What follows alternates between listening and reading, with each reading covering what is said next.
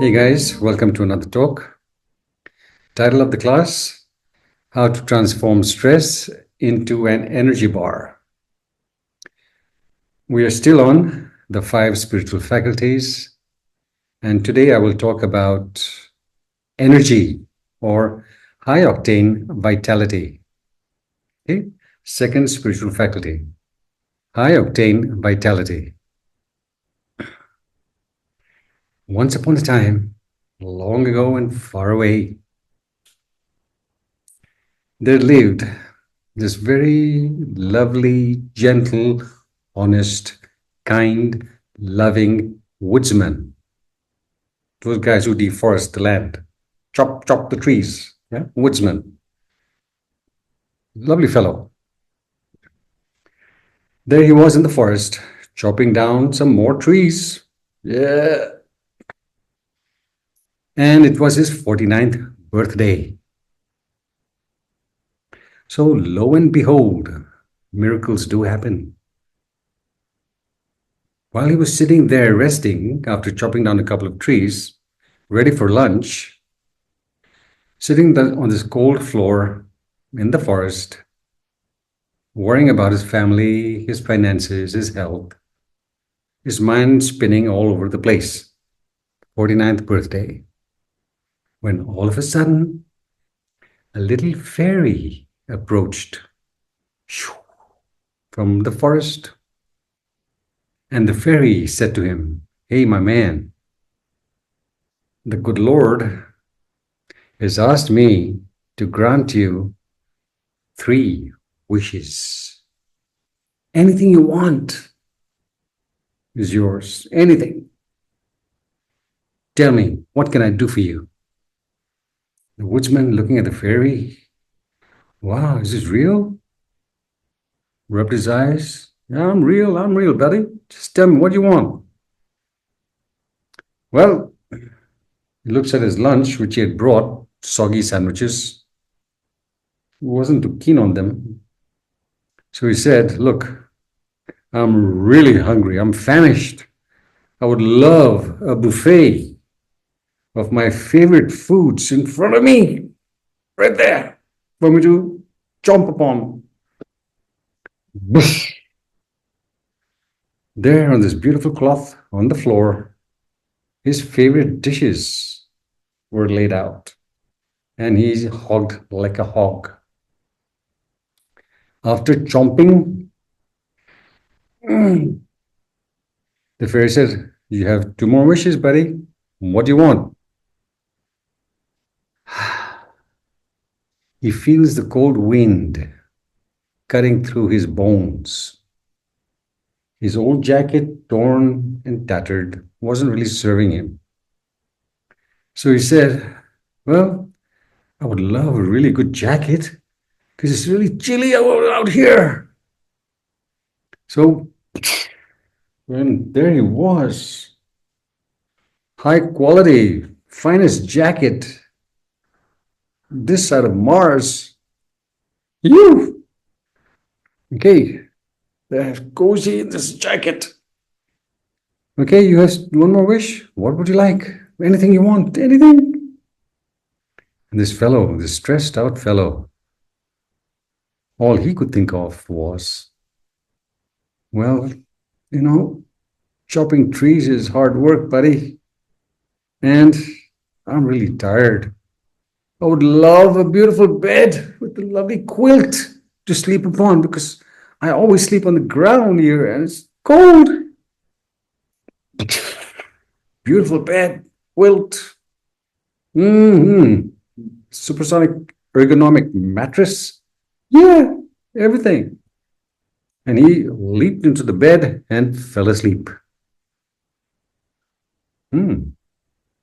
He woke the next day. Sound sleep. The fairy disappeared, and there he was, fast asleep on this gorgeous bed. Next morning, he woke up, and all he had to show for all his labors, for all he could have wished for, was some food on the floor, a jacket, and a bed. He could have wished for the world. and you could have had it. But simple mind, shallow living, cannot make a clear choices. We are like this simple-minded fellow, stressed out. We put in a mountain of labor only to bring forth a mouse. Yeah. Our whole life we work and struggle, and what do we have to show for it? In our 60s and in our 70s, what do we have to show for it? Anything commendable?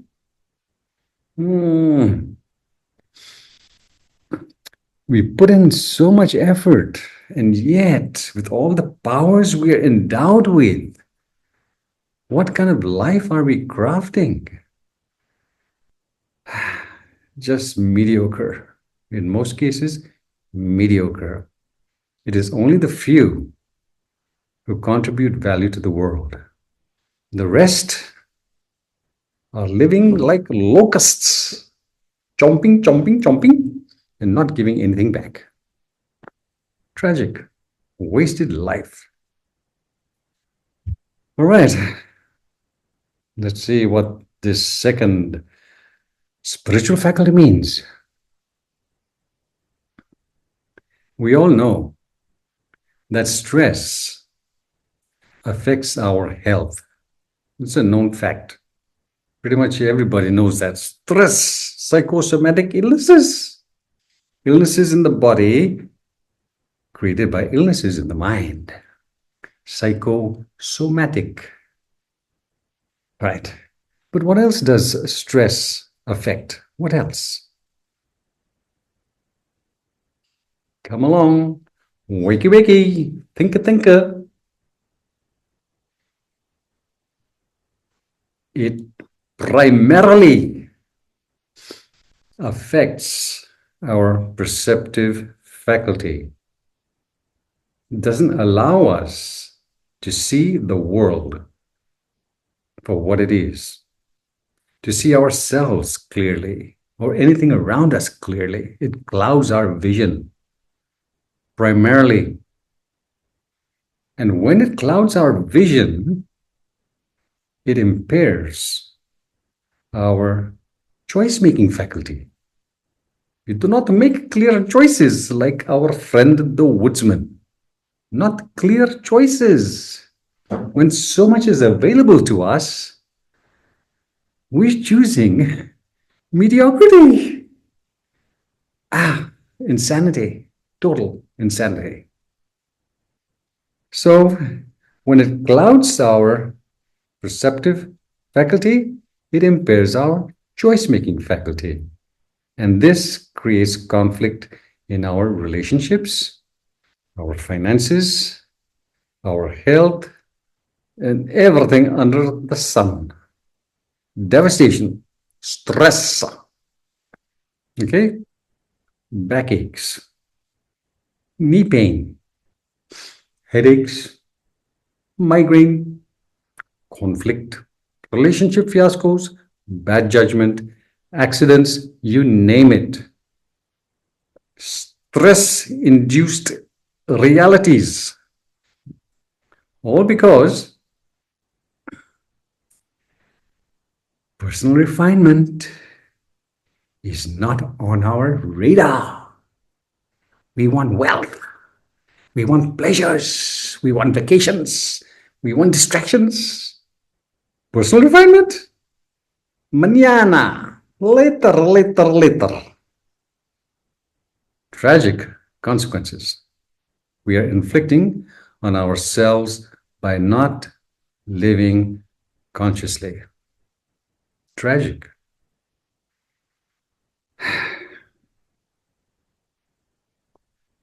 The thing with stress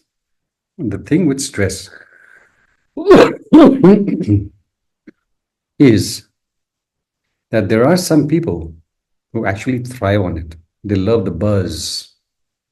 Yeah? There are people in this world, quite a number of people, who thrive on stress. It's called eustress. Yeah? Whereas the majority are traumatized by it. Now, those who thrive on stress are the beings who have made lifelong learning into a passion. And therefore, they are able to rise up to the stress, to rise up to the challenge, and to transform it in their favor. They learn and grow from it. The majority of beings on the planet, they live in fear. They live in worries. They're into shallow thinking and shallow behavior. And therefore, for these majority of beings, they do not rise up to the challenge. The challenge rises up to them like a tidal wave and sweeps them away, washes them away into a flood of disaster, misery, sorrow, lamentation, pain, grief, and despair. You got that? There are those who are into lifelong learning, and therefore they have the competence to deal with stress effectively. The majority of beings are into shallow living. All they think about is wealth and pleasures. Shallow living. And therefore, when a crisis comes their way, they have no resources to rely upon. They're washed away into a sea of misery. Not skillful. So here we need to make a little distinction between stressors and stress. Do you know the distinction? Stressors are those potentially stress-inducing realities that can drive us crazy, spark resentment and hostility, or depression. These are outer realities. Stressors are outer realities that can be potentially hazardous. Not that they are, potentially. They can drive us crazy, get us into the room, get our shotgun out, and blow people away because we're stressed. Okay? And stress, the distinction between these outer realities and stress is that stress is symptomatic of responding to these potential stressors in an unfavorable manner, from a faulty perspective. Are you understanding? Here's the reality, and here's our response to it. When our response is faulty, we suffer. And the response is within our influence to change for the better, not this. This outer reality is not within our influence to change for the better. This is where the power is. Over here in Bengaluru, I don't see it these days.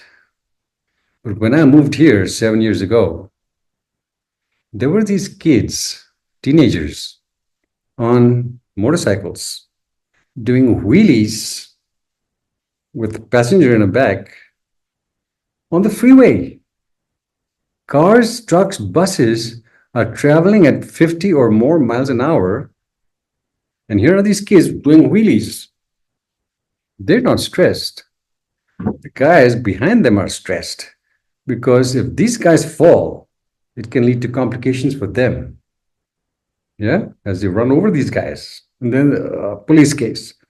That's a stress potential reality Your response to the reality. When they were in front of me, I was just chilling out because I realized that I was protected, taking refuge into the triple gem. Stay calm. All is well. No worries, mate. No worries.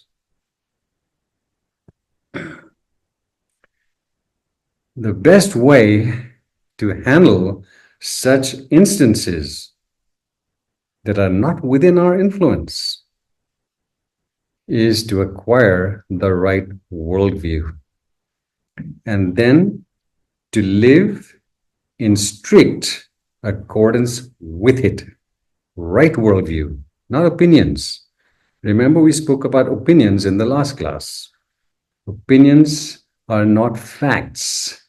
They are unverified truths that need verification. Opinions, yeah? No getting anxious about things that are outside your influence. The power is in your responses. Acquire the right worldview. So, Master B, how do we acquire the right worldview? Well, my darling, research upon research keeps telling us, keeps informing us that to gain proficiency in any skill requires any skill, whether music, in art, in dance, in sports, in science, in technology, in medicine, whatever. To gain proficiency in any skill requires a minimum of 10,000 hours of skilled practice, not just any practice, not wishy-washy practice, skilled, dedicated, conscious practice. Yeah? So, how many hours of skilled practice have you invested in knowing your strengths, knowing the world around you? How many hours? Do tell.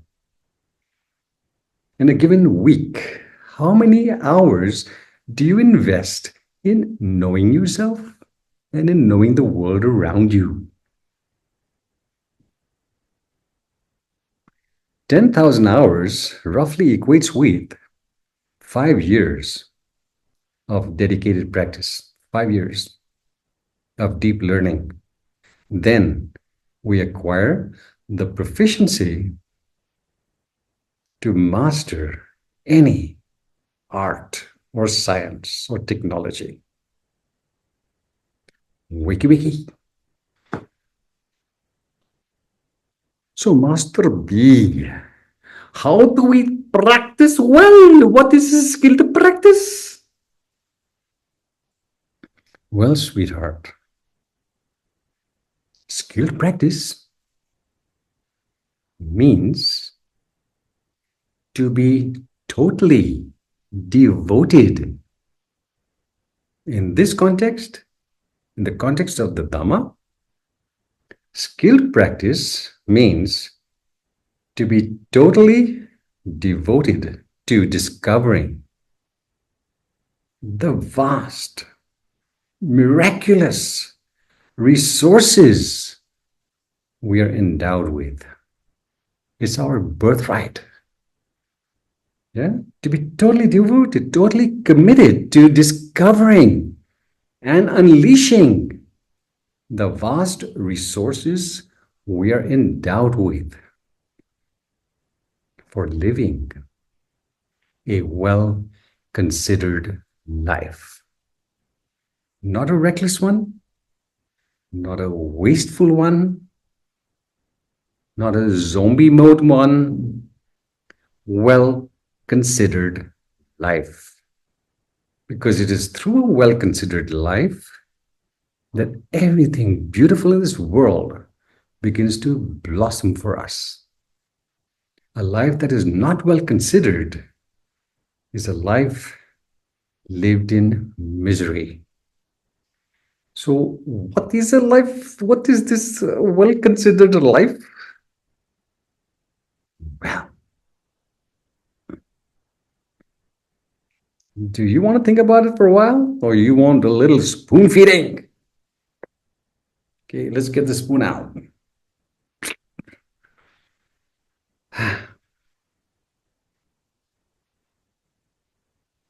Let us look at a few things. What a well considered life implies. Just a few examples, and then I'll leave it to you to go deeper in the subject.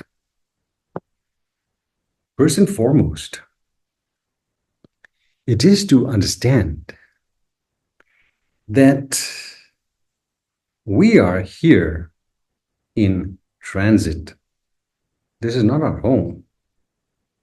This is not your home. This is not your body either. It's a guest house. It's a guest house for the spirit. The home you live in, it's not your home. It's a guest house.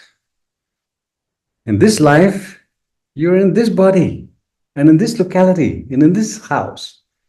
In the next life, you'll be in another home, another locality, different form. It's a guest house. Everything is transitory. We are here in transit. This is not our home. Full stop.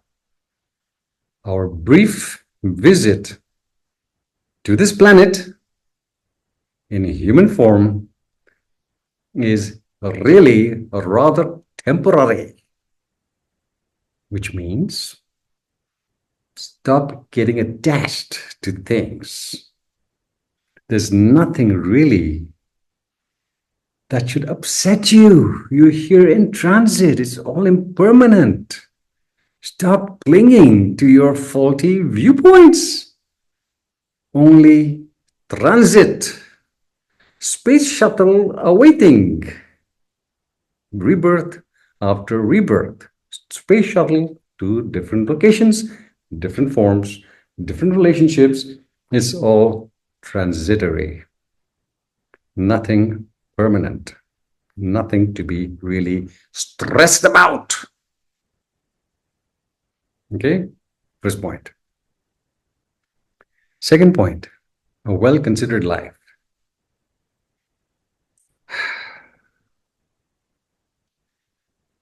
Just as you are struggling in your life with things that upset you, family, friends, vocation, health, reality, the government, whatever it is, you have your struggles. You make mistakes. You say and do things that are ridiculous. Same with the beings around you. They're not perfect. They're struggling with their difficulties. You don't even know their history. And therefore, it is of primary importance to be more accepting of other people's flaws. Lord, forgive us our trespasses as we forgive those who believe they talk sense. Yeah, the Lord's Prayer. We need to be more accepting of others, more loving, more compassionate, more kind, more gentle. No judging, no criticizing. It leads to stress. Stop fueling that frequency. Third consideration, regardless of the difficulties you are experiencing, whatever you're experiencing, try to perceive it from the point of view that things could be even worse. Yes, whatever you're going through, there are lots of people out there who are experiencing a greater tragedy, greater difficulty, greater misery. So thank the Lord. Oh, Lord, thank you. I've just broken my leg. That's it. No worries, mate. Yeah. I've just lost my house. Oh, in a flood. Thanks, Lord. Thank you. I'm healthy. I'm okay. I'm cool. And I have my family, and I have this, and I have that. I can build again. Whatever happens, things could be worse. Understand that. Celebrate the fact that you are still blessed in countless ways. Stop focusing on what you don't have or what you don't want. Focus on what is there and give thanks for it. That's a well-considered life. Another thing. Very important reality to consider. I've said it in other classes, but somehow it takes time to register. So I have to repeat myself.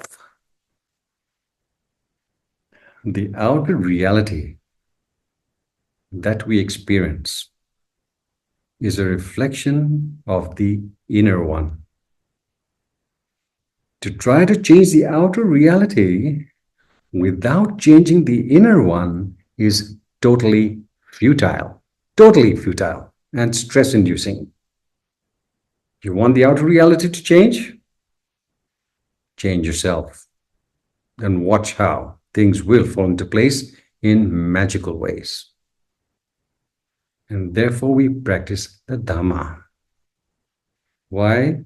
Because as we change for the better, so does the world around us. But for as long as we're holding these resentments and angers and unforgiving and all that crap is percolating in us, it will be reflected in the world around us. You want your outer reality to change? You have to commit to personal refinement. It is not optional. Wake up. It's not optional. It's imperative. Clear?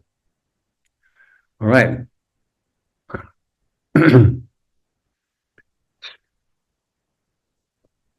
So, to transform stress into an energy bar or into a apple pie or into brownie or sushi or whatever you want. Can be whatever you want. Doesn't have to be an energy bar. Can be your favorite dish. For us to transform stress, we must not get into that frequency in the first place.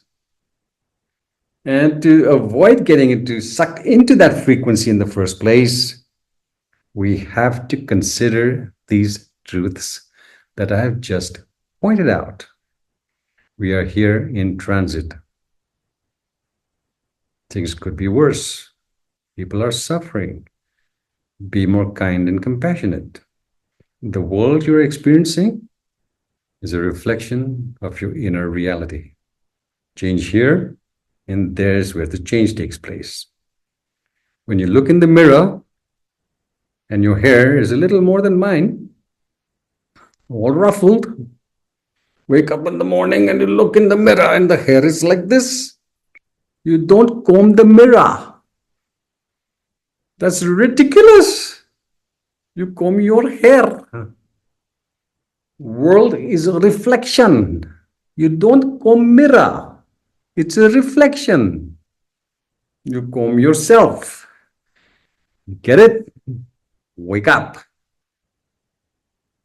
So, we need to imprint these important considerations deep into our consciousness and live by them. Yeah, not just theory, it has to be applied. Let's see how to apply them through 5 powerful guidelines. Okay, high octane vitality is required for all 5 guidelines. High octane, powerful vitality. Wishy-washy practice, no practice. We have to be driven to perfecting ourselves. Yep. Not when you feel like. Every single day. Let's get into it. Now, these 5 guidelines, the acronym for them is CAN DO. Can do. CANDO. Okay, 5 guidelines. The first one. The first guideline is that we must, MUST, we must begin whatever we choose to do or to achieve with a crystal clear C. Can do C. Crystal clear and in mind. Whatever we begin, whatever we are aiming for, it has to be begun with a crystal clear and in mind. What does that mean? What does it mean?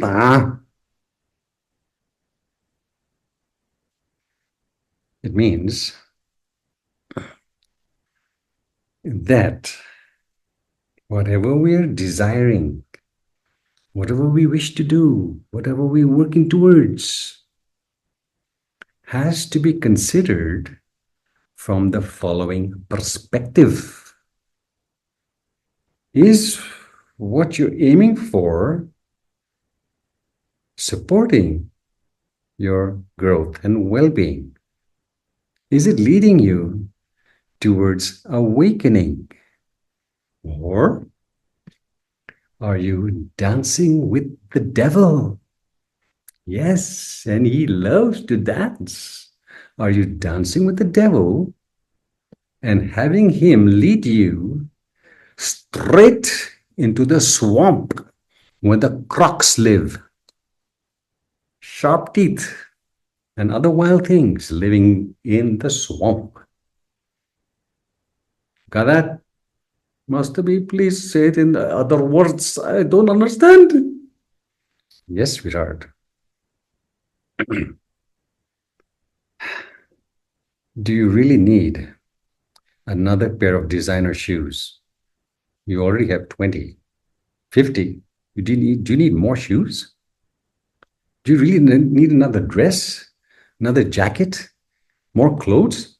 Your walk-in closet, you can't even walk into it anymore. Stuffed. Do you need more things to be happy? Really? That's where the swamp is, baby. That's where the swamp is. Do you really need to gobble that much? Yeah, and especially junk. Do you need to slosh and smoke? Is it really serving you? That's where the swamp is.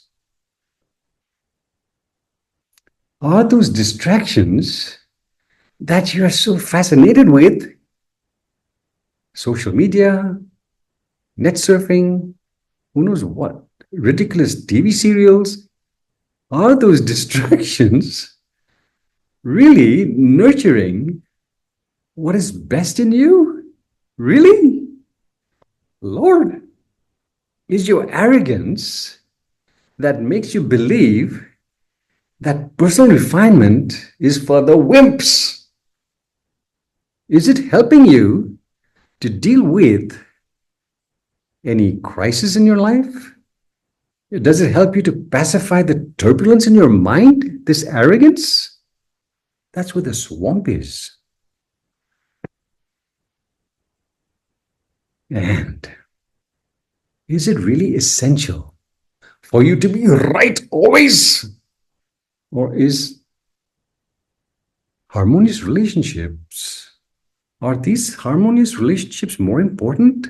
Or is it more important for you to be right? Think about it. These are the areas where the devil dances with you and takes you straight into the swamp. Yeah, wakey. a well-considered life? Are you considering the choices that you're making and the impact it is having in your life? Are you considering these things, or are you still on autopilot? The prevalence of Alzheimer's, dementia, and other such illnesses growing rapidly in the world. Millions upon millions of people rapidly hit 60. Before it was in the 60s, now it's in the 30s. Why? It's called cognitive decline. The declining of a consciousness that is filled with junk, trivia. We need to stay away from the swamp. Do your research. Check on the net. Yeah, you can surf there. You're allowed. Check the prevalence of Alzheimer's and dementia. It's a terrible illness. Terrible. You lose your memory. Your behavior is affected. Your balance is affected. Tragic. I know so many people, friends, like I was saying in the other class, friends, family members, living the life, eating and sleeping and merry making, but no real nurturing of the mind. Then the mind goes haywire and life goes haywire. You don't want to get into that swamp. It's terrible what we're doing to ourselves. Wake up. Wakey, wakey, wakey.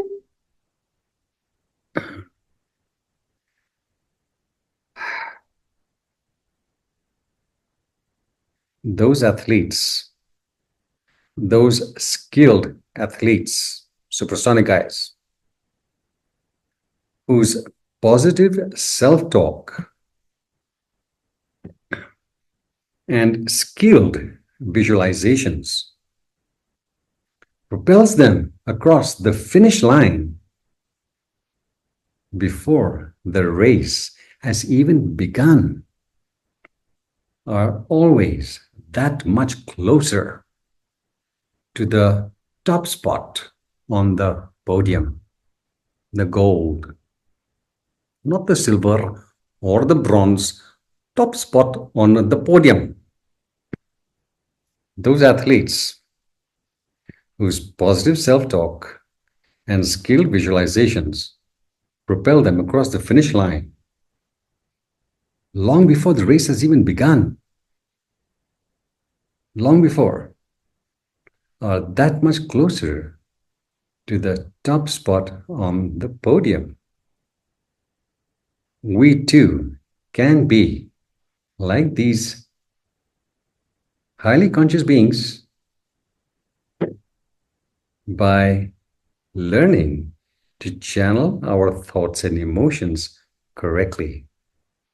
Because when they're well channeled, then we too can give birth to a reality that does not yet exist. A reality we yearn for, but which is not yet manifested. We can do that, but it requires a well-trained mind. Thoughts, words, feelings, and actions are important. They have to be well channeled. So whatever we do, whatever we are aiming for, we have to have a crystal clear end in mind. Will the next pair of shoes really support our well-being? Is that arrogance really going to have us end up lonely and miserable? Or will it have us filled with beautiful friends? Because we're not arrogant. Is this constant eating, especially junk food, is it leading to a healthy and vibrant life? Or are we making a habit of self-destruction? And in the mind, before you know it, you'll be in your 60s and 70s. You do not want those years to be spent in and out of hospitals or the doctor's clinic. Not skillful behavior. And in mind, are your actions promoting a well-lived life? Or are your actions consolidating zombie mode? Zombie mode equates with living in the swamp. Chomp, chomp, chomp. Suffering. Okay, all right. I hope I have made myself clear. Let's go on to the second guideline. The second guideline is, what is it? That we need to advance or continue with the end in mind. What does that mean? It means that just having a clear vision of where we're heading is not enough. We have to see things to conclusion, to completion. We have to continue with the end in mind till we complete what we have set out to do. Personal refinement or accomplishing a task. Finish what you set out to do. Yeah, regardless of the obstacles, regardless of the fears, regardless of the negative mind states, regardless of the setbacks, we're going through, baby. Yeah. It's not enough simply to be clear about the end in mind and begin a particular project. We have to see things through to completion. It's imperative, because the more things we leave incomplete, the greater the stress in the mind.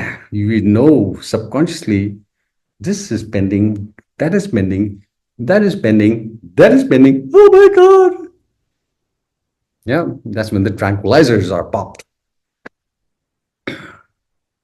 We need to see things through to completion.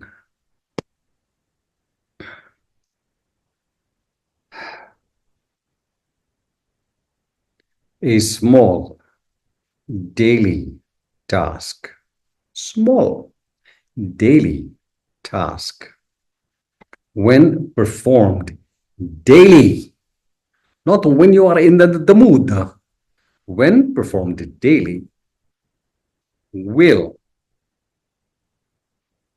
not only beat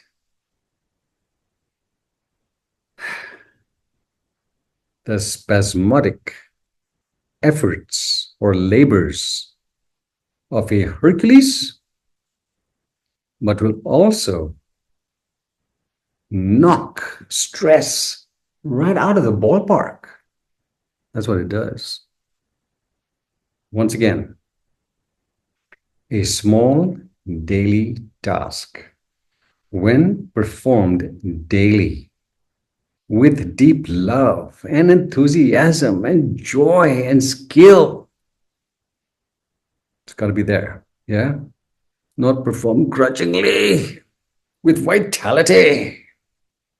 When a small daily task is performed diligently, daily, with enthusiasm, love, joy, passion, then it not only beats every single time, it will not only beat the spasmodic labors of a Hercules, but it will also knock stress straight out of the ballpark. Straight out. Spasmodic Hercules means doing something frantically, putting in a lot of effort, but no follow through. Useless. No, just small. Chip away, small, till you achieve your objectives. That is what's important. Clear? Highly conscious people do not allow negative mind states, unskillful, self-limiting, self-diminishing mind states to get the better of them. Highly conscious people stay clear of negative mind states. Why? Because they are in the habit of keeping the main thing the main thing. By keeping the main thing the main thing, they avoid getting sucked into the vortex of alibis as to why they couldn't accomplish what they set out to do. And lots of people get sucked into that vortex. Excuse making, procrastination, whatever it is. Oh, must be I couldn't do it because this. Oh, must be because a little. Highly conscious people keep the main thing the main thing. And this creates a firewall against negative mind states. They're too busy focusing on what they wish to accomplish. And therefore, they avoid getting sucked into the vortex of alibis, excuses as to why they can't, why they couldn't achieve what they set out to do. Clear? Right. Please understand that remarkable success, remarkable achievements always accompany those who are dedicated, totally committed to a single objective and bend every other consideration to it. Got that? Say it again. Remarkable success or remarkable achievements, extraordinary achievements, always accompanies us, those, anyone. When we are fully committed to a single, overriding, supersonic objective and bend every other consideration to it. Nothing else has to be more important. Nothing else. Remember what I said in some other class. If you want to master any skill, that skill has to be of primary importance. You want to gain mastery over life and circumstances? Wishy-washy practice, you ain't gonna do it. No will. Here's a lovely story. Time for a story. 1985, before I started teaching, I was in the mountains, in this lovely town called Manali, way up in Himachal Pradesh, North India. I was living out in the boondocks. No water in my cottage, no lights, no water. Only scorpions, centipedes, snakes were my neighbors. They didn't harm me. Okay. No water. So I had a habit of bathing every day. How to bathe without much water because I was getting water from a little distance for my daily needs.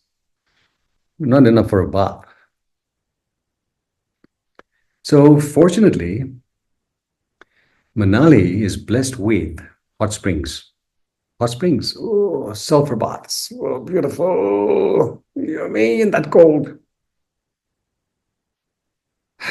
So I would walk every single day down the mountain and across the river and up the mountain to the other village where the hot springs were. To cross the river, there was this metal bridge built by the army for their trucks because mountain regions, border police, border patrol. Yeah, big, solid metal bridge across the river Bias. On this particular day, as I was approaching the bridge, this little, about 4 months possibly, 4-month-old puppy came out from the bushes and started to walk with me. Often in the mountains, dogs accompany people. They like to have some company going here and there. Now, when I saw that puppy coming out of the bush, I realized that this was not an ordinary puppy. This one was a little screwed, little crazy puppy. Could see it in his eyes. I could see the way it was holding his mouth. Strange, not normal. It had suffered some trauma or whatever, but it was a little nuts. You could see that. But I knew it was not going to harm me or anything. But that thought didn't even occur to me. But that strange little puppy started accompanying me. And we walked across the bridge together. We were walking across when we were in the middle of the bridge, from the other side of the bank of the river, yeah, this huge mastiff, huge. Those dogs are used by shepherds to keep bears and panthers from their flock. Yeah, huge guy, tall as a goat, tough looking, mastiff, without its owner, walk across and stood in the middle right there in front of us and looked down at us. Beautiful dog. I looked at the puppy, looked at the mastiff, and I thought, okay, now things are going to get a little exciting.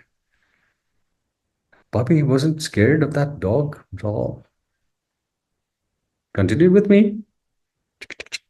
The mastiff gave us a look, and he walked slowly the direction where I was heading. Now, to get across, to walk through that road to where I was heading, we had to cross a small Tibetan village. Well, not really village, like a poor Tibetans living there. And they had dogs to protect their homes when they were not there. Yeah? Dogs. It was dog territory. They never bothered me each time I walked up and down. No problem. But dogs have territorial rights. So I said, okay, now this is going to get even more interesting. With the mastiff in front and with our little puppy there, what's going to happen next? Oh, let's watch. When the dogs saw the mastiff, they barked. But no one of them approached him. They were a little sensible. He would have eaten them alive. The mastiff walked straight through without any hassles. Dogs barking. But then the dog's eyes fell on the puppy. And the puppy's eyes fell on the dogs. And if it was a normal puppy, it would have run like hell. But this was no normal puppy. It was a crazy one. And so the dogs, about 10 of them, went for the pup. And the pup went straight for the dogs. Can you beat that? Look at what I'm talking about. Remarkable achievements, extraordinary accomplishments always accompany us when we keep a single overriding objective firmly in mind and bend all other considerations to it. I'm describing this truth. This puppy had one single objective in mind. It wanted to get on the other side of this zone for whatever reasons. And it bent every other consideration, no backing out. It went straight for those dogs, these huge dogs. And those dogs grabbed it and threw it in the air. And it was mayhem. And I was just watching. I couldn't interfere. What could I do? I could just watch nature doing its thing. But what I observed was that the puppy gave them hell. That tiny little thing, 4-month-old puppy, gave them such hell that they scampered. They scampered away, whining. And the puppy, little bleeding, walked like a victorious Roman warrior straight through that little patch of houses. That puppy knew from some previous rebirth that defeat is a choice and the brave never choose it. That's what you have to imprint in your consciousness. Defeat is a choice. The brave never choose it. To see things through to completion, we don't turn tail when things get rough. We go right through whatever obstacles, whatever fears, whatever hardships, whatever setbacks the good Lord showers us with. Defeat is a choice. The brave never choose it. Are you brave? Or are you going to run when things get rough in the practice? And they will get rough, trust me.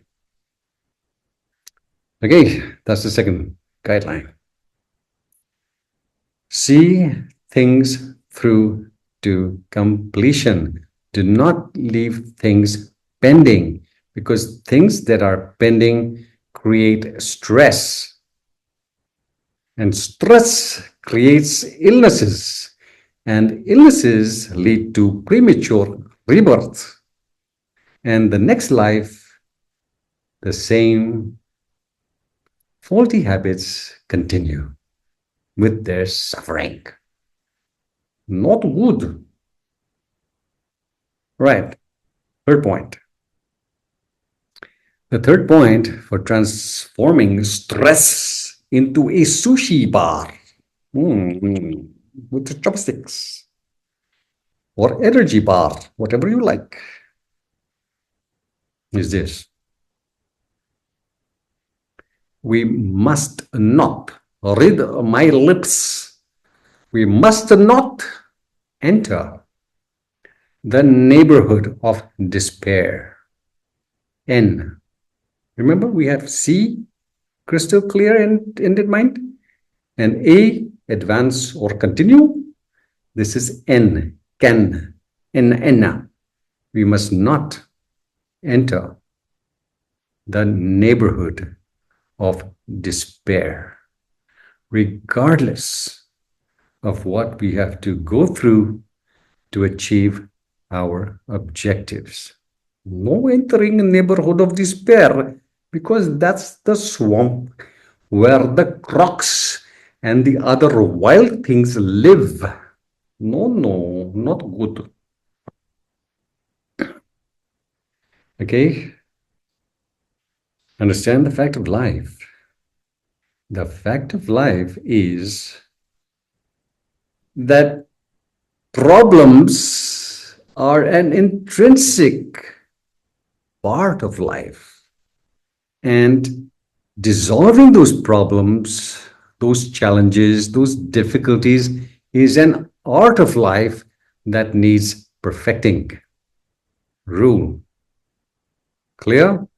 Once more.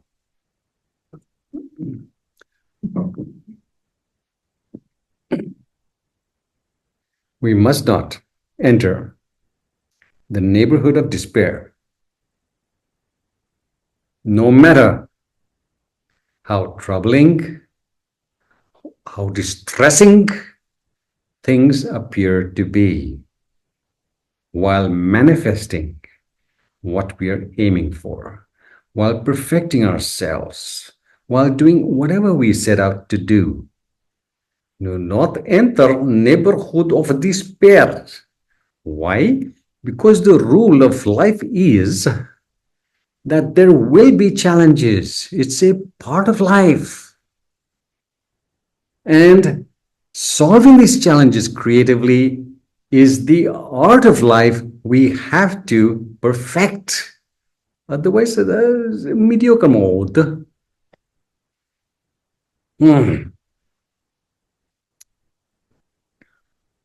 By living insightfully today,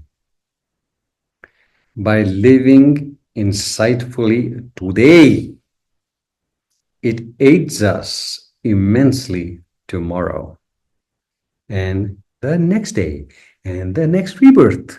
Yes, yes. By living insightfully today, it not only makes today beautiful, but it also creates the habit of making the rest of our life the best of our life. To live insightfully implies being dedicated to lifelong learning, not lifelong goofing off. Yeah, lifelong learning. And when we're into lifelong learning, oppressive, odious, nasty mind states never get to influence our choices. Don't even see them. Doesn't even occur to us. Remember my story. When I lived in those caves, when I've lived in haunted houses, and trust me, if you don't believe in ghosts, I can give you the addresses. Go check it out. Yeah, go live there for one night, see what happens. I never allowed any negative mind states to enter my consciousness. What if the snake bites me? What if a bear comes into my cave? What if a scorpion zaps me? What if I break my leg? Nope. No thinking such thoughts, just thinking what I want to achieve. That's what you got to do, right?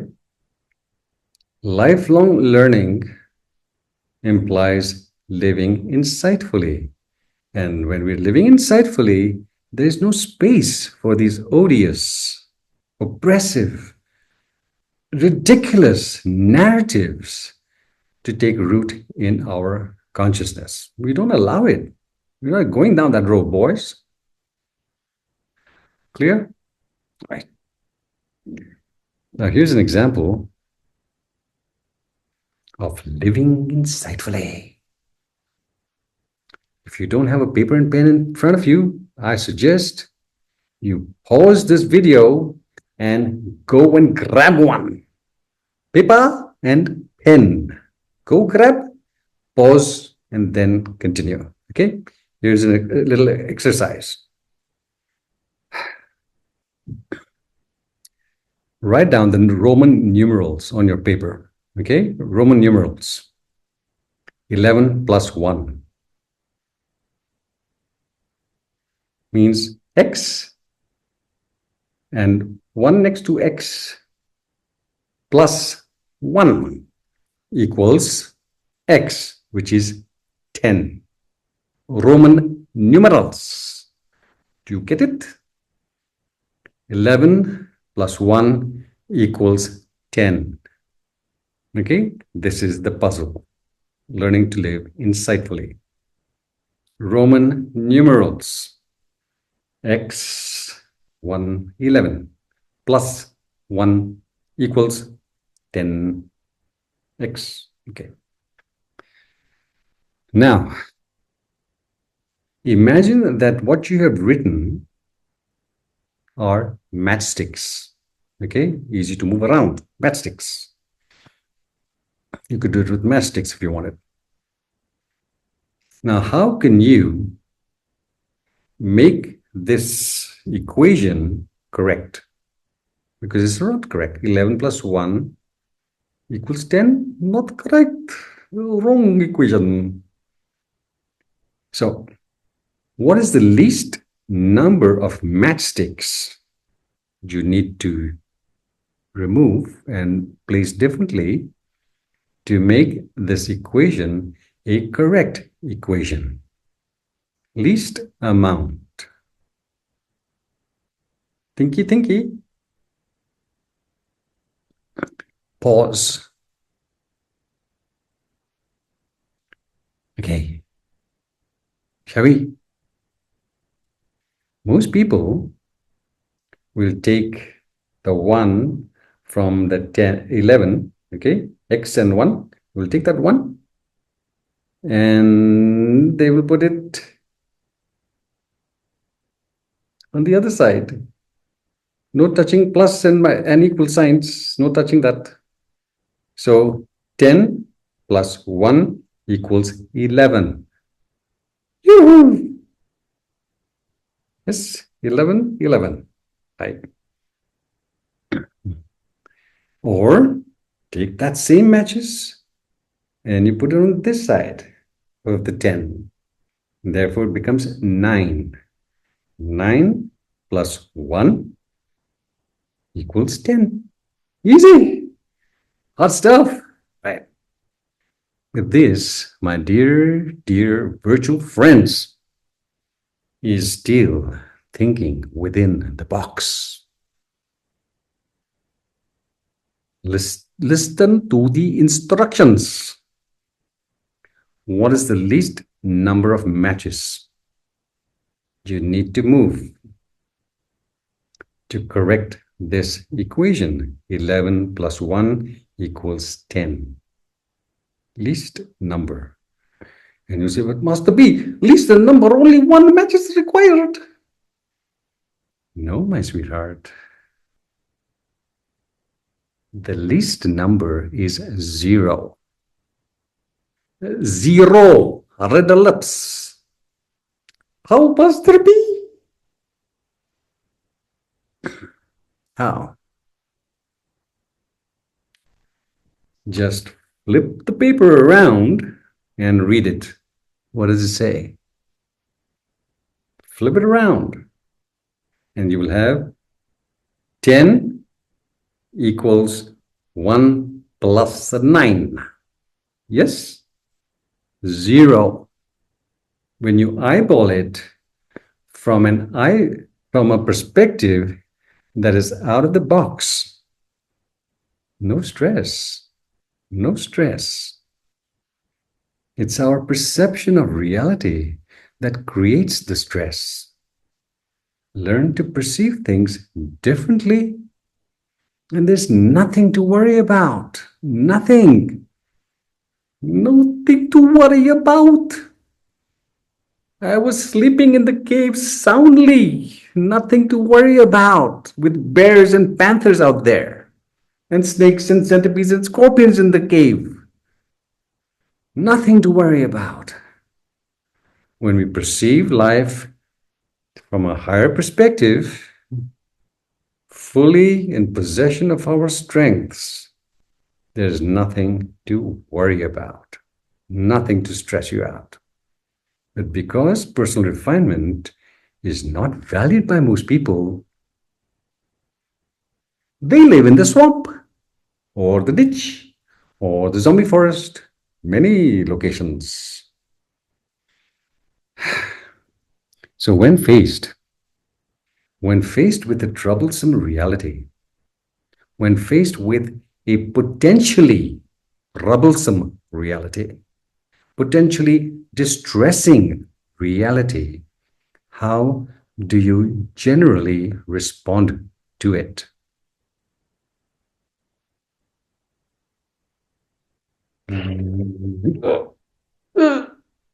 Traffic jam. There's roadworks ahead. Huge traffic jam. You're late for work. And it's an important meeting. How do you respond? With joy? Do you sing? Que sera, sera.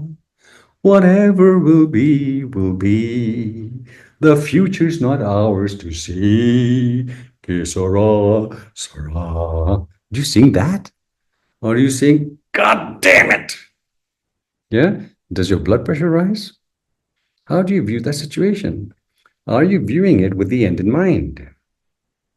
That your stress, that your faulty translations are ruining your health. Are you seeing it from the end in mind?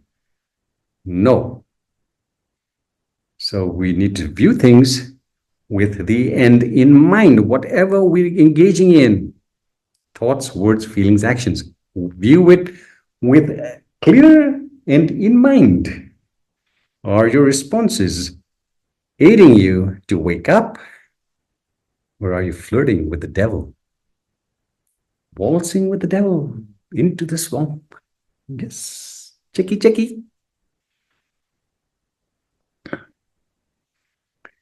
When you're faced with a health issue, headaches, migraine, backache, knee pain, whatever,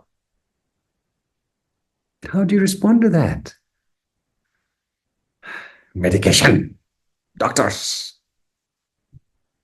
But do you instead sit quietly enough to check what is causing these realities, these painful realities? Are you willing to uproot the cause, or are you simply habituated to relieving the symptoms? Checky, checky. Remember what I said in one of the classes? Please look at these videos in sequence. A friend of mine in the US, her mother went through 16 operations, 16 surgeries, removing things from her body. And the surgeons wouldn't tell her that it's all coming from here. 16 operations and the cost involved. But the cause of all those distressing realities was not addressed. So you remove one thing, it'll come in another form. You remove that thing, it'll come in another form. So when faced with any health issue, how do you respond to it? Do you respond towards discovering the cause, or are you only interested in relieving the symptom? If you're only interested in relieving the symptom, that's living in zombie mode. Address the cause. It's coming from here. Faulty worldview. When you're having a difficulty with your family members or your friends or in the workplace, where's the problem? There? No, no, no, no. There. Fix yourself and things will change. Fixing here, futile. So similar to the puzzle which you guys just solved or had spoon-fed to you, stop leaping towards the first translations or the first solutions that appear in your mind. Be patient enough, be still enough, be conscious enough to allow optimal translations and solutions to emerge for you. No leaping into impulsive frequencies. So it is not really a good idea to favor implementation over incubation. Not a good idea, because impulsive assumptions about ourselves and the world we live in are the root cause of most failures, heartaches, unnecessary complications, and stress. You got that? When faced with a potentially troubling situation, a potentially distressing reality, our impulsive reaction is to believe in the truth of our immediate opinions about it. Yep. But they're opinions. They're not facts. They need to be verified.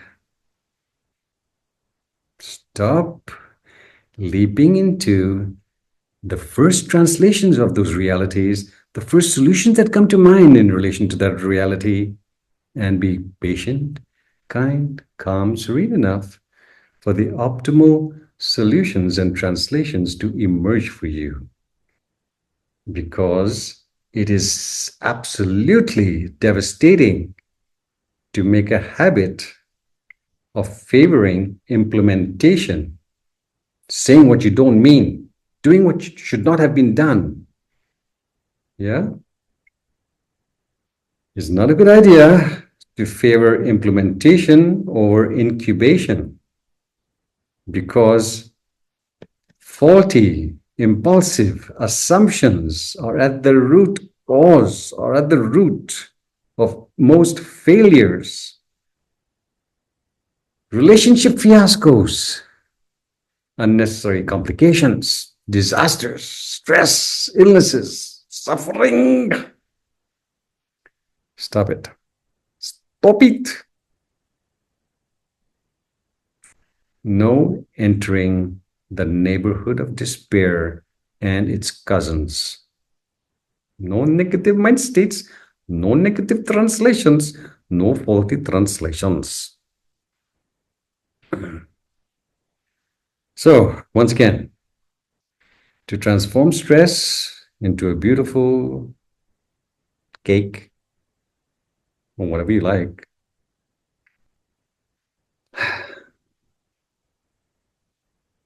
we need to keep another fact of life in mind. I've already said it, but let me just say it again.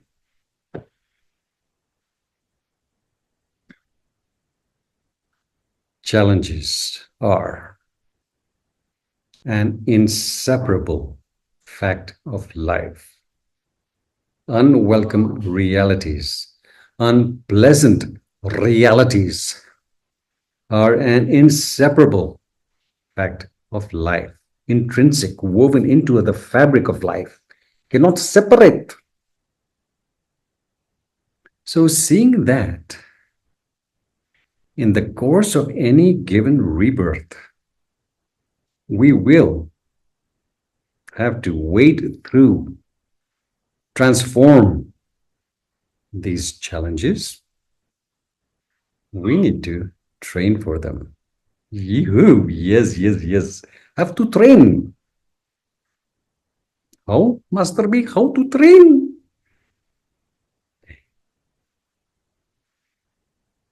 Take a deep breath. Let's see what it means. To make an art. To make an art of dissolving challenges. To make an art of transforming challenges to our advantage, we need practice. Lots and lots of practice. 10,000 hours minimum of skilled practice. High octane vitality practice. Yeah? So, what is required to gain mastery over challenges and over stress and its cousins, and not enter a neighborhood of despair? We need to do something unpleasant every single day. something difficult, something we don't really want to do. We need to do something unpleasant every day, what we consider to be unpleasant. Yeah. We need to see things from fresh perspectives every single day to enhance our creativity. We need to take on challenges every single day, because when these unpleasant realities are engaged by us with the right attitude, then guess what happens? It fosters tremendous growth in us. When we take on challenges, jumping out of the plane, living in the caves, living in the haunted houses, living in the jungles, whatever. Yeah. When we go do the challenges, seek them out, do what we think is can't do, but we can. It fosters tremendous growth in us. Yeah.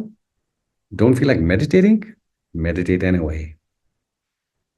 Have a risk that needs to be taken, that phone call needs to be made, that conversation has to be attended to. Don't feel like doing it? Do it anyway. Jump into the fray. Make the mistakes, get hurt, get lost, get whatever. Important. By living in this perceptive manner. Yeah. Making ourselves familiar with challenges, not running from them. Making ourselves familiar with challenges. Guess what happens? Guess what happens?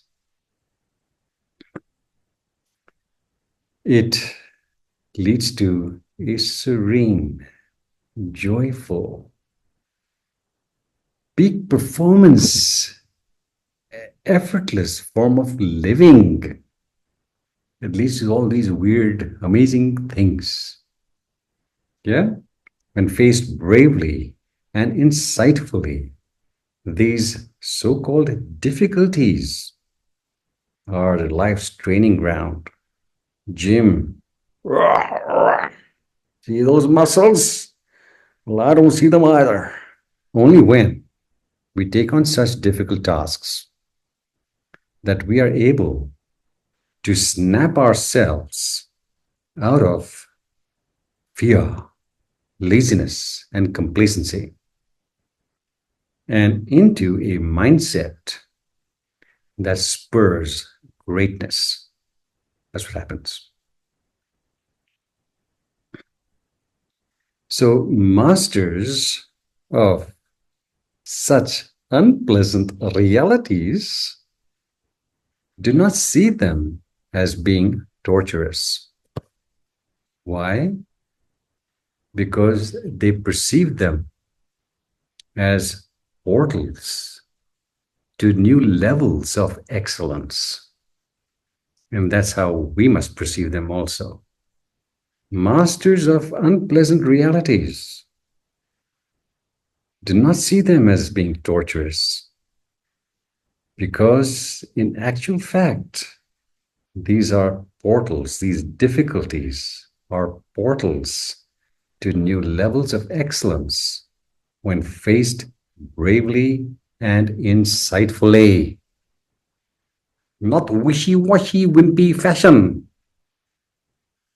Here's another story. 1987. I was in Dalhousie.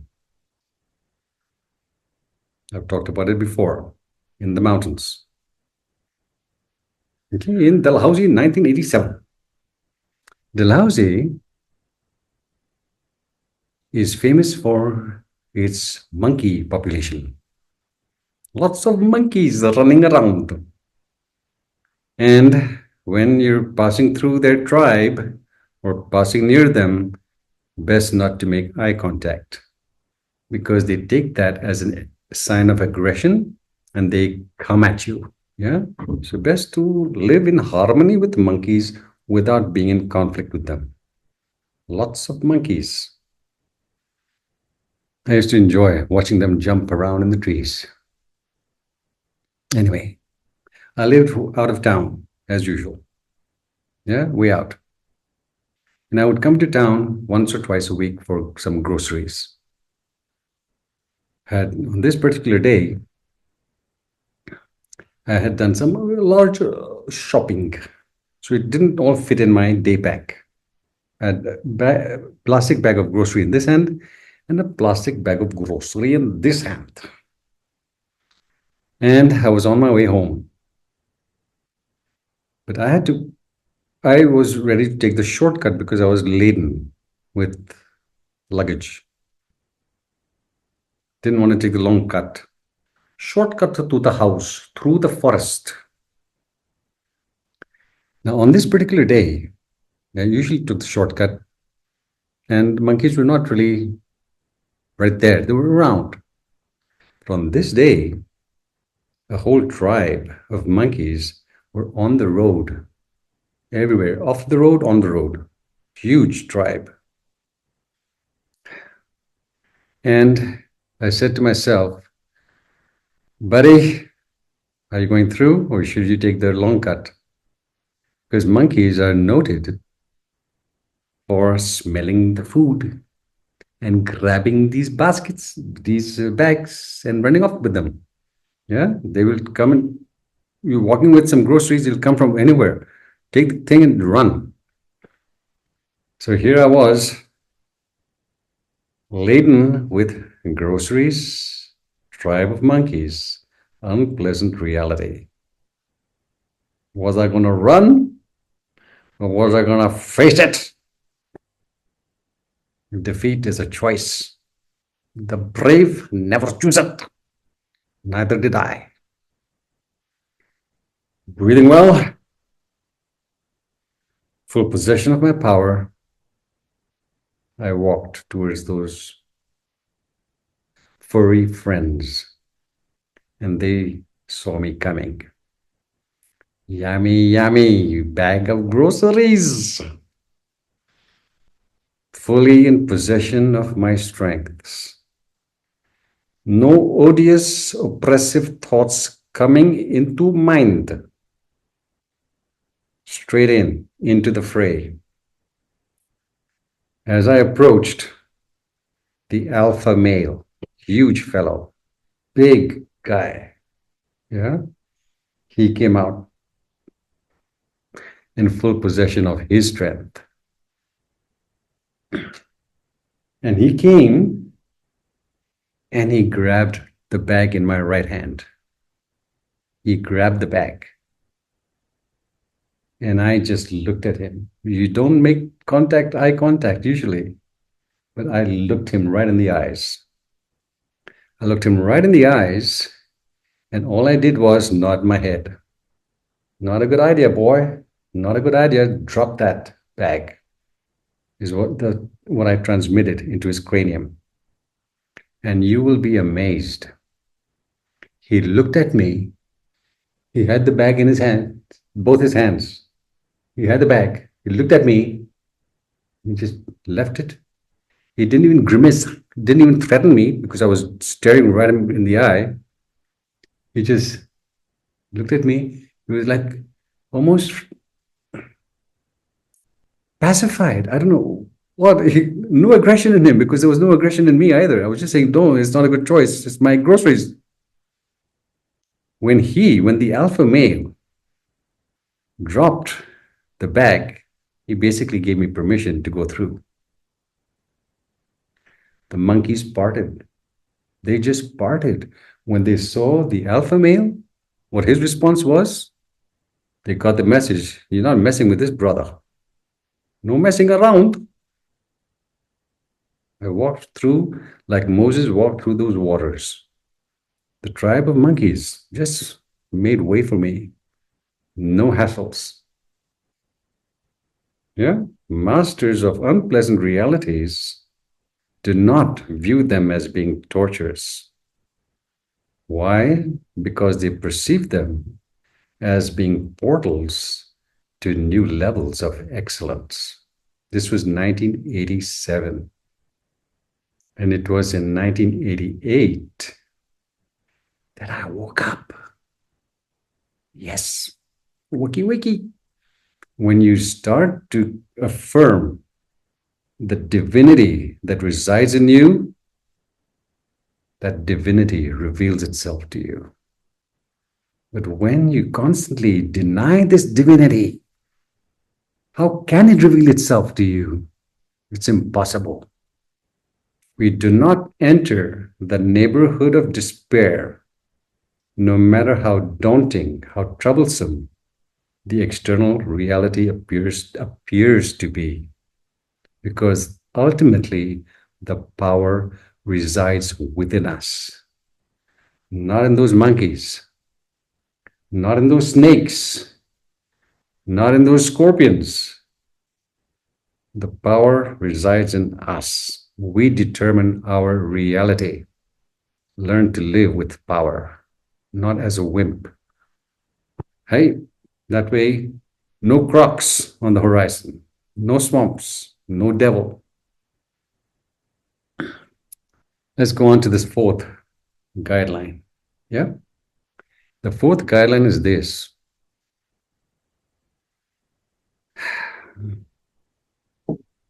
We need to be devoted. Can do.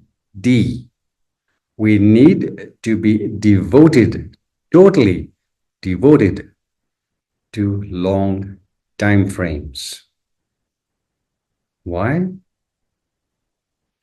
Because the glory that shines in us, that glory which sparkles in us, always requires a lengthy germination period. Lengthy. Yeah. Nothing exceptional, please understand, nothing exceptional can be achieved by us, can be discovered by us, can be relished and savored by us without this indispensable prerequisite. Nothing. No hurrying, no worrying, no shortcuts, long time frames. I started the practice January 1980. I woke up May 1988. Long time frame. Long time frame. All right? So, the fourth guideline, we have to be devoted to long time frames because the glory that shines in us always requires a lengthy germination period. Nothing of value can be discovered, achieved, or relished, savored without this indispensable prerequisite.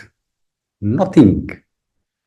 So, to keep our lives fresh and inspired, to keep our lives and our practice fresh and inspired, it is imperative for us to free ourselves from the "are we there yet" syndrome. Remember when you were a kid in the car? Mama, are we there yet? When are we reaching? Yeah. We have to free ourselves from the "are we there yet" syndrome. Not serving us. And how do we do that?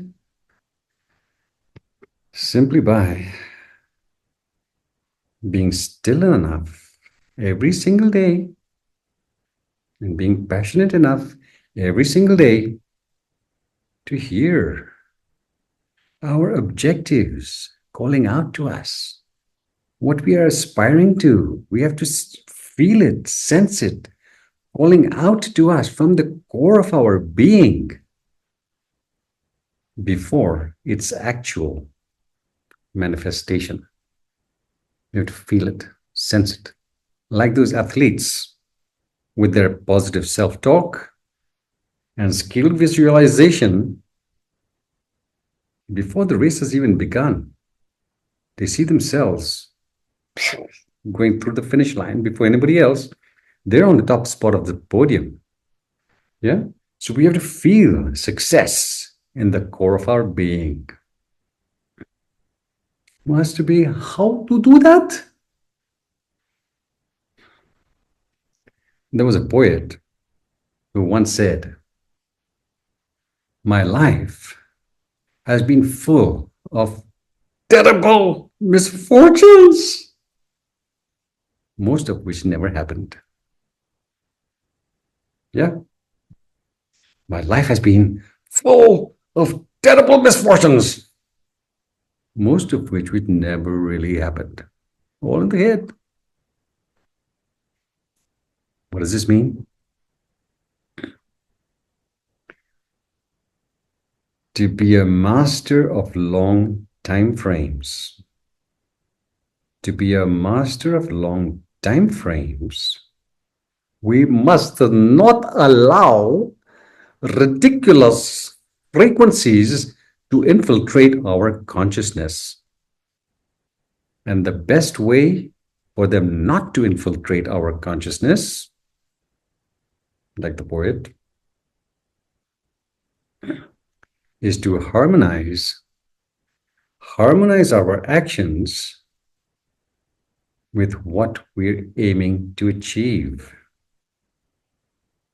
We cannot be saying, I want to do this, I want to achieve this, and be doing that instead. That's not harmonizing.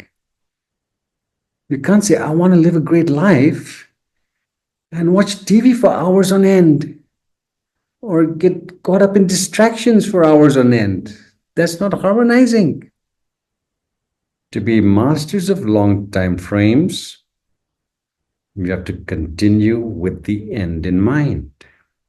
Yeah, no entering the neighborhood of despair, continuing with the end in mind, no allowing odious, oppressive mind state to get the better of us, fully focused on that single, overriding objective and bending every other consideration to it. That's how you master long time frames. Feel it in the core of your being. Visualize it. Years, decades ahead, the life you wish to experience, the aspiration you wish to manifest. Use your imagination. Stop imagining obstacles. Okay, we're coming to an end. Stay tuned, stay tuned. The fifth point, the O, can do, O. The fifth point is that outstanding, skilled practice, high octane practice is imperative. Outstanding or skilled practice is imperative because it is the precursor to competence and confidence for achieving whatever we set our mind upon. We need the competence, we need the confidence. Without high octane practice, impossible, no can do. Skilled practice comes from understanding a rule of life, a law of the universe, that anything worth doing, anything worth achieving, anything worthy, worth doing and achieving is worth doing badly. Yeah, badly. Long enough for us to learn how to do it effortlessly. Achieve it effortlessly. Got that? Once more. Skill practice comes from honoring life's rule, law of the universe, that anything worth doing or achieving is worth doing badly. We have to be willing to fail. We have to be willing to make the mistakes. We have to be willing to hit the brick wall, get lost, get confused. We have to be willing to go walk the gamut. Yeah? Anything worth doing is worth doing badly long enough for us to learn how to do or to achieve it effortlessly. Yes, yes, yes. Okay. Skill practice, however, always takes boldness, boldness of implementation. Face those monkeys, live in wild places, do crazy things. Yeah. Skilled effort to live well and wisely always requires boldness of implementation and the ability to overcome our fears, doubts, and insecurities. Have to have the ability to not let fears, doubts, and insecurities and hesitation to get the better of us. Boldness of implementation. Skill practice is not wishy-washy, wimpy practice in our safe and predictable environment. There is no skilled practice there. No. You got to get out there in life's playing field. Take out those challenges. Do what you don't want to do. I didn't want to go through that tribe of monkeys, but I made myself. Okay? Takes boldness of action, boldness of implementation. Just think of the turbulence you went through when learning to drive or ride a bicycle. Yeah?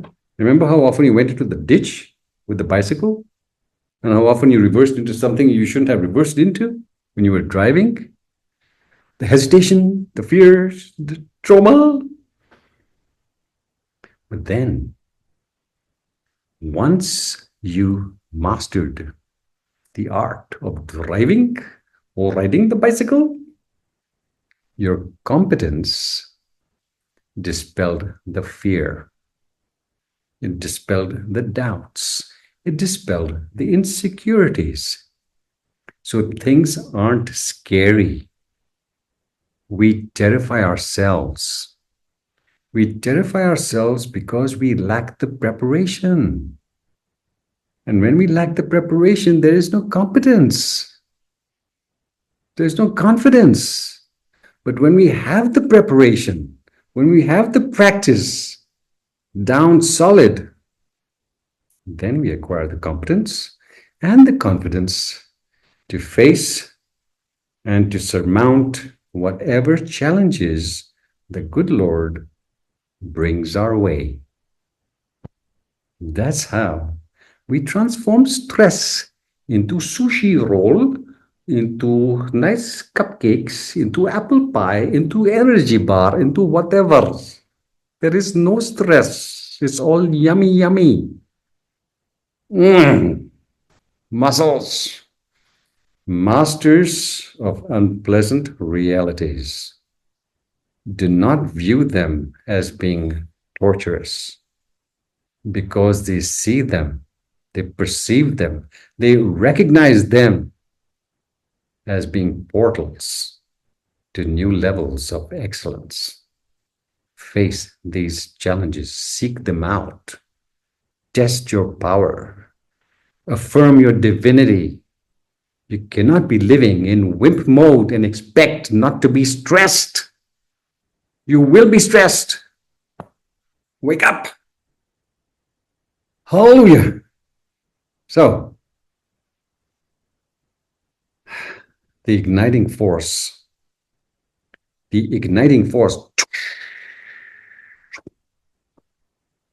for experiencing an incredibly enchanting life like I have experienced in this world. Enchanting beyond measure. I faced my difficulties, I faced my fears, I faced my loneliness, I faced all kinds of rubbish. I faced and surmounted it. Yeah. The igniting force for living an incredibly enchanting life comes from sparking, sparking total devotion towards discovering the vast, tremendous resources we are endowed with. Discover that, unleash them, because then you will be a blessing for yourself and the world around you. There's no other way to transform stress into a means for greater personal excellence. No other means.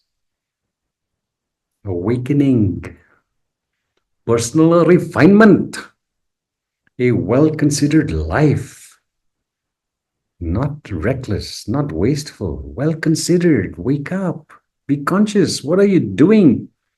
End in mind.